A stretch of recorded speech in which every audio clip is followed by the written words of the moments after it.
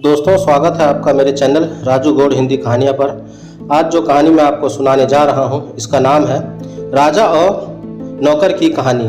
राजा के दरबार में एक आदमी नौकरी मांगने के लिए आया तो उस व्यक्ति से उसकी काबिलियत पूछी गई तो वो बोला, मैं आदमी हो चाहे जानवर, उसकी शक्ल देखकर उसके बारे में बता सकता हूँ। राजा ने उसे अपने खास घोड़ों के अस्तबल का इंचार्ज बना दिया। कुछ दिन बाद राजा ने उससे अपने सबसे महंगे और मनपसंद घोड़े के बारे में पूछा तो उसने कहा, घोड़ा नस्ली नहीं है। राजा को हैरानी हुई। उसने जंगल से घोड़े वाले को बुलाकर पूछा।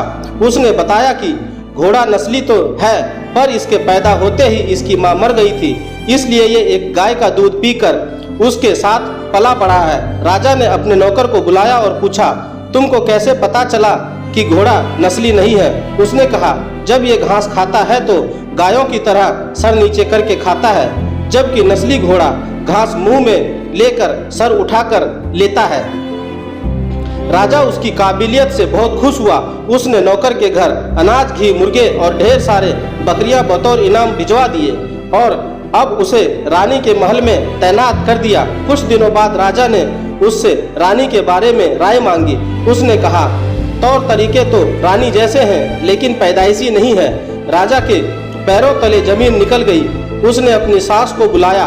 सास ने कहा, यह हकीकत है कि आपके पिताजी ने मेरे पति से हमारी बेटी की पैदाइश पर ही रिश्ता मांग लिया था, लेकिन हमारी बेटी 6 महीने में ही मर गई थी।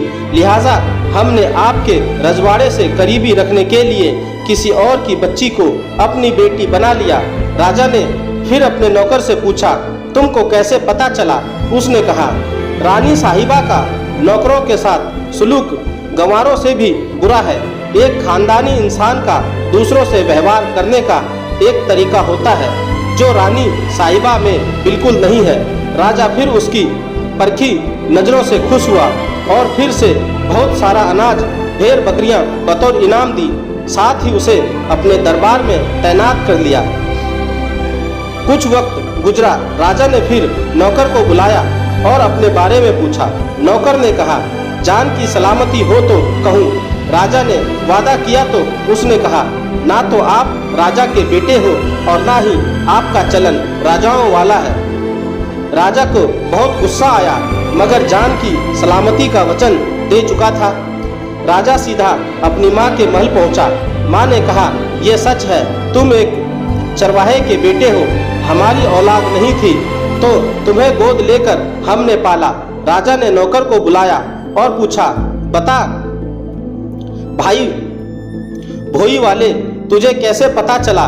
उसने कहा, जब राजा किसी को इनाम दिया करते हैं तो हीरे मोती और जवाहरात की शक्ल में देते हैं, लेकिन आप भेड़ बकरियां, खाने पीने की चीजें दिया करते हैं। ये रवैया किसी राजा का नहीं, किसी चरवाहे के बेटे का ही हो सकता है।